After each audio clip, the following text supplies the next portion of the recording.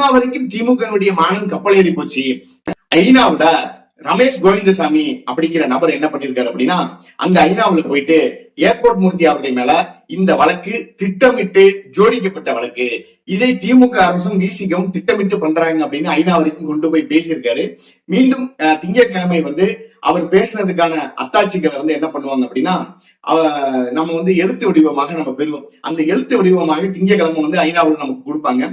இப்போது வரைக்கும் நம்ம அவர்கிட்ட தொடர்பு கொண்டு பேசின வரைக்கும் இந்த வழக்கு திட்டமிட்டு ஜோடிக்கப்பட்ட ஒரு வழக்கு, உடனடியாக ஏர்போர்ட் மூர்த்தி அவர்களை விடுதலை செய்யணுங்கிற நோக்கில ஐநாவுல பேசியிருக்காங்க.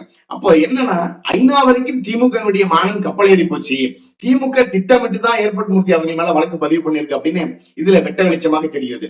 மக்களுடைய பிரச்சனை என்ன, மக்களுடைய பிரச்சனைகளை குறைந்திருக்கணும், அந்த பிரச்சனைகளை சரி செய்யணும்னு திமுக ஒருபோதும் நினைக்கல. ஆளும் அரசை எதிர்த்து தொடர்ச்சியாக ஏர்போர்ட் மூர்த்தி அவர்கள் நிறைய இடங்கள்ல பேசிட்டு இருக்காரு. ஆனா நீங்க பாருங்க, ஏர்போர்ட் மூர்த்தி அவர்கள் ஒடுக்கப்பட்ட சமூக மக்களுக்காக தொடர்ச்சியாக குரல் கொடுக்கிறாரு. ஒரு தமிழ் சமூகத்தினுடைய ஒற்றுமையை உருவாக்கணும், அனைத்து சமூக மக்களும் ஒற்றுமையாக இருக்கணும்னு நினைக்கக்கூடிய ஒரு தலைவராக இருக்காரு. அப்படிப்பட்ட ஒரு நபரை திட்டமிட்டு பழி வாங்குவதற்காகவே இந்த வழக்கை போட்டு அவரை சிறையில் அடைத்து இன்னைக்கு அவர் மேல குண்டாசு வழக்கையும் போட்டிருக்காங்க.